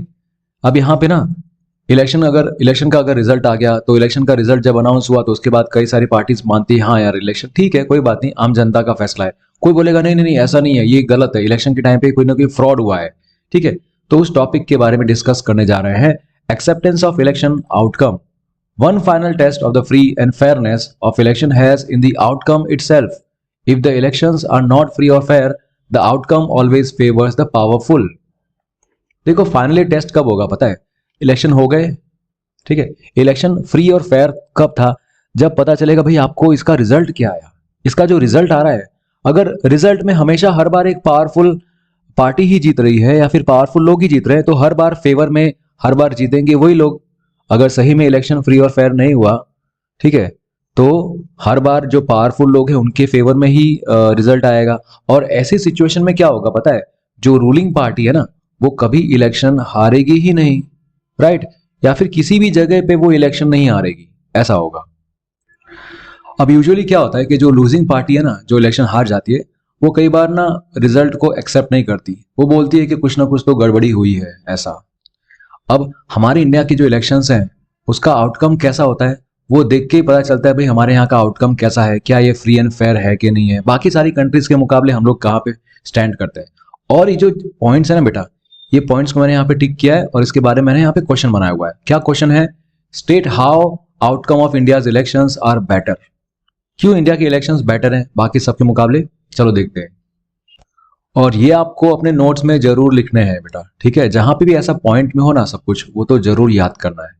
चलो फर्स्ट पॉइंट डिस्कस करें। The ruling parties routinely lose elections in India both at the national and state level. In fact in every 2 out of 3 elections held in the last 25 years, the ruling party lost. देखो ये सबसे बड़ा point है कि जो ruling party है ना, वो ज्यादातर इंडिया में नेशनल और स्टेट लेवल पे इलेक्शन हार जाती है, कई बार ऐसा होता है। और 2 out of 3 इलेक्शंस मतलब 2/3, right, means you can say 66% of times ऐसा हुआ है पिछले 25 साल के अंदर कि जो रूलिंग पार्टी है वो इलेक्शन हारी है। फिर सेकंड पॉइंट देखते हैं, in the US an incumbent और sitting elected representative rarely loses an election. In India about half of the sitting MPs और एमएलएज लूज इलेक्शन। देखो यहाँ पे यूएसए के साथ कंपैरिजन हुआ है कि यूएसए में ना अगर कोई रूलिंग पार्टी है या फिर रूलिंग पार्टी का कोई कैंडिडेट है जो अभी सक्सेसफुल है, जो अभी पावर में है, तो वो रेयरली इलेक्शन हारता है ऐसा। जबकि इंडिया में क्या होता है, इंडिया में 50% चांस तो ऐसा होता ही है कि भाई जो एमपी है अभी वो इलेक्शन के टाइम, इलेक्शन के बाद फिर वो एमपी ना रहे, वो इलेक्शन हार जाए, है ना। तो 50% जो एमपीज और एमएलएज होते वो इलेक्शन हार जाते हैं। Candidates who are known to have spent a lot of money on buying votes and those with known criminal connections often lose elections. अब जिन कैंडिडेट्स के बारे में ये पता लगता है ना भाई क्या इन्होंने ना वोट्स खरीदे हैं, इन्होंने बहुत पैसे दिए हैं या फिर इनके बहुत क्रिमिनल कनेक्शंस हैं, तो कई बार वो कैंडिडेट इलेक्शन हार ही जाते हैं। Fourth point, barring very few disputed elections, the electoral outcomes are usually accepted as people's verdict by the defeated party. तो बहुत ही रेयर चांस ऐसा होता है, कहीं ना कहीं पे छोटे मोटे झगड़े हो जाते हैं, कुछ हो जाता है, बट ज्यादातर ऐसा है कि जो भी इलेक्शन का रिजल्ट आता है ना, उसको डिफीटिंग पार्टी, जो पार्टी डिफीट हुई बेचारी, जो हार गई है पार्टी, वो आम जनता को सल्यूट करती है, मतलब आम जनता के फैसले को मानती है, बोलती है कि भाई आम जनता का जो भी फैसला है, भारतीय जनता का जो भी फैसला है वो हमें मंजूर है। बढ़ते हैं अगले टॉपिक पे, challenges to free and fair elections. All these leads to a simple conclusion. Election in India are basically free and fair. ठीक है, तो ऊपर जो हमने देखा ना जितने भी पॉइंट्स, उसके हिसाब से तो ये लगता है ना भाई हाँ इंडिया में जो इलेक्शंस है वो फ्री एंड फेयर है। तो क्या हम लोग परफेक्ट हैं? नहीं, कोई भी देश परफेक्ट नहीं होता है ना, हर जगह पे कुछ ना कुछ कमी रहती है। The party that wins an election and forms government does so because people have chosen it over its rival. तो जो पार्टी इलेक्शन जीतती है ना वही अपना गवर्नमेंट बनाती है, राइट, क्योंकि आम जनता ने उसको आम जनता ने उसको चूज किया है। बाकी राइवल्स थे लेकिन आम जनता ने उनको चूज किया। And this may not be true for every constituency. देखो हर कॉन्स्टिट्यूएंसी के अंदर ऐसा जरूरी नहीं कि ये सच हो, है ना, हो सकता है कि वहां पे कोई गड़बड़ हुई हो, है ना। A few candidates may win purely on the basis of money power or unfair means. हो सकता है कुछ कैंडिडेट ऐसे हो जिन्होंने अपने पैसे के दम पे, अपनी पावर के दम पे इलेक्शन जीत लिया हो, but the overall verdict of a general election still reflects popular preference. तो जो जनरल इलेक्शन में टोटल आउटकम आता है ना निकल के भाई पूरे देश का, उसमें पता चल जाता है भाई आम जनता ने सही में किसको सपोर्ट किया है। There are very few exceptions to this rule in the last 60 years in our country. This is what makes Indian elections democratic. अब देखो बहुत कम ऐसा देखा गया है कि जहां पे पावर का यूज हुआ हो, मनी का यूज हुआ हो, अनफेयर प्रैक्टिसेस हुई हो। तो पिछले 60 साल के अंदर इलेक्शंस में देखा गया है कि भाई they are free and fair elections mostly, not always but mostly. Yet the picture looks different if we ask deeper questions. Are people's preferences based on real knowledge? Are the voters getting a real choice? Is election really level playing field for everyone? Can an ordinary citizen hope to win elections? तो ये सारे deeper questions हैं। मतलब जो भी इंसान vote देने जाता है तो क्या उसका नॉलेज पूरा बराबर है, पूरा कंप्लीट नॉलेज है? क्या उसको इस बात का अंदाजा है, नॉलेज है कि वो किसको वोट देने जा रहा है, क्यों वोट देने जा रहा है, राइट? फिर क्या लोगों को सही में रियल चॉइस मिलती है? क्या सही में इलेक्शन एक लेवल प्लेइंग फील्ड है हर एक के लिए? देखो लेवल प्लेइंग फील्ड होने का मतलब क्या होता है कि मान लो आपके स्कूल में कोई कंपटीशन है, ठीक है, मान लो कोई रेसिंग कंपटीशन है, ठीक है, अब उसमें आपके क्लास के बच्चों को खड़ा रखते हैं और बोलते हैं भाई आपके क्लास में से जो फर्स्ट आएगा उसको हम लोग आगे नेक्स्ट राउंड में सिलेक्ट करेंगे। तो वहां पे आपके क्लास के हर बच्चे को अगर बराबर चांस मिलता है कि भाई हाँ सब लोग ठीक से खड़े हो जाओ लाइन में, सब ठीक से रहो, चलो अब सब लोग स्टार्ट करेंगे यहाँ से, और अगर हो सकता है किसी बच्चे को मान लो बोल दिया कि भाई तुम तो ऑलरेडी सिलेक्टेड हो, ठीक है, तुम तो ऑलरेडी बहुत फिट हो, तो तुम्हें तो सिलेक्ट करना ही है हमें। तो बाकी सारे बच्चे जो अभी लाइन में खड़े हैं, जो लोग दौड़ने जा रहे हैं, तो उनके साथ तो ये नाइंसाफी होगी ना। So they are not getting level playing field. या फिर ऐसा हो गया, मान लो कि बच्चों ने रेस स्टार्ट की, ठीक है, अब इनमें से कोई एक बच्चे के फेवर में आपके स्कूल के पीटी टीचर है मान लो, ठीक है, अब वो बच्चा असली में यहाँ पे सेकंड आने वाला है, राइट, सेकंड आ रहा है, लेकिन पीटी टीचर के बायस की वजह से वो मान लो फर्स्ट डिक्लेयर कर दिया गया। बाकी सारे बच्चों को पीटी टीचर उतना पसंद नहीं करते, मान लो ये बहुत बहुत बड़ा एथलीट है, उसको पसंद करते, सपोज, हाँ सपोज, तो बाकी सारे बच्चों के साथ तो ये नाइंसाफी हुई ना, बाकी सारे बच्चों को लेवल प्लेइंग फील्ड नहीं मिली, राइट। या फिर उसका दूसरा एग्जांपल मान लो कि जब कंपटीशन हुई थी हर क्लास के लिए, तो हर क्लास के लिए जो कंपटीशन हुई थी उसमें सिंपल अच्छा ग्राउंड था, एकदम साफ सुथरा ग्राउंड था, वहां पे बच्चों को दौड़ाया था, वहां पे बीच में कोई भी एक भी पत्थर नहीं था ग्राउंड पे, ठीक है। लेकिन जब आपके क्लास की बारी आई तो उस टाइम पे ग्राउंड की सफाई नहीं की गई मान लो, और वहां पे बहुत सारे पत्थर वत्थर ये सब भी पड़े हुए थे, लेकिन किसी ने साफ वाफ नहीं किया। तो आप बोलोगे ना कि यार हमें भी बाकी सारे क्लासेस की तरह भी ट्रीटमेंट मिलना चाहिए ना, हमारे लिए भी वही होना चाहिए सिचुएशन जो बाकी सबके लिए है। सो ऐसे केस में अगर आपके क्लास के साथ ऐसा हो रहा है, सो यू विल से कि you are not getting level playing field. आपको सबके बराबर में इक्वल चांस नहीं मिल रहा। सबको साफ और अच्छा ग्राउंड मिला था, लेकिन आपको खराब ग्राउंड मिला है, और आपको वहां पे समझ लो बारिश भी थोड़ी हुई है, लेकिन फिर भी आपके क्लास का अब चांस है तो आपको दौड़ना पड़ेगा। बाकी सभी क्लासेस का जब चांस था तब बारिश नहीं हो रही थी, ठीक है, तो उनके लिए तो कंडीशन अलग होगी ना, और आपके लिए अलग है। तो आप कहोगे भाई हमारे लिए ये लेवल प्लेइंग फील्ड नहीं है, हमारे साथ ये नाइंसाफी हो रही है, ऐसा। तो आई थिंक आप समझ गए होंगे कि भाई लेवल प्लेइंग फील्ड मिलना मतलब क्या होता है। और क्या एक ऑर्डिनरी सिटीजन, क्या वो भी अगर इलेक्शन में खड़ा रहे तो क्या वो भी जीत सकता है? क्या फ्री एंड फेयर इतना इलेक्शन होगा, उसके तरफ कोई भी बायसनेस नहीं होगी ना? तो इस तरह के जो क्वेश्चन होते हैं ना, उसमें पता चलता है कि बहुत सारी लिमिटेशंस हैं, ऐसे बहुत सारे चैलेंजेस हैं हमारे इंडियन इलेक्शन के लिए, जो हमें ध्यान में रखने चाहिए। हमें पता होना चाहिए भाई कौन कौन से लिमिटेशंस हैं और क्या चैलेंजेस हैं, ठीक है। तो बच्चों ये जो पॉइंट में लिखा होता है जब भी आपके टेक्स्ट बुक के अंदर, तो वो बहुत ही इंपॉर्टेंट होता है। तो आपके चैप्टर का सबसे लास्ट वाला, सबसे इंपॉर्टेंट तो नहीं बट लास्ट क्वेश्चन है ये, ठीक है। ये क्वेश्चन का आंसर आप दोगे, ये सारे पॉइंट्स 1 2 3 4 एंड 5 पॉइंट्स। और क्वेश्चन क्या होगा? State the challenges to elections in India, this all. First point देखते हैं, candidates and parties with a lot of money may not be sure of their victory but they do enjoy a big and unfair advantage over small. तो देखते हैं यहाँ पे first point, candidates and parties with a lot of money may not be sure of their victory but they do enjoy a big and unfair advantage over smaller parties and independents, ठीक है। तो जो candidates और party जिनके पास बहुत पैसा होता है ना, हो सकता है वो उतने श्योर नहीं हो कि भाई वो इलेक्शन जीत पाएंगे कि नहीं, बट हाँ इतना तो पक्का है कि पैसे की वजह से उनके पास एक अनफेयर एडवांटेज तो मिल ही जाता है बाकी सारी छोटी छोटी पार्टी और कैंडिडेट्स के सामने, है ना। Next point, in some parts of the country candidates with criminal connections have been able to push others out of the electoral race and to secure a ticket from the major parties।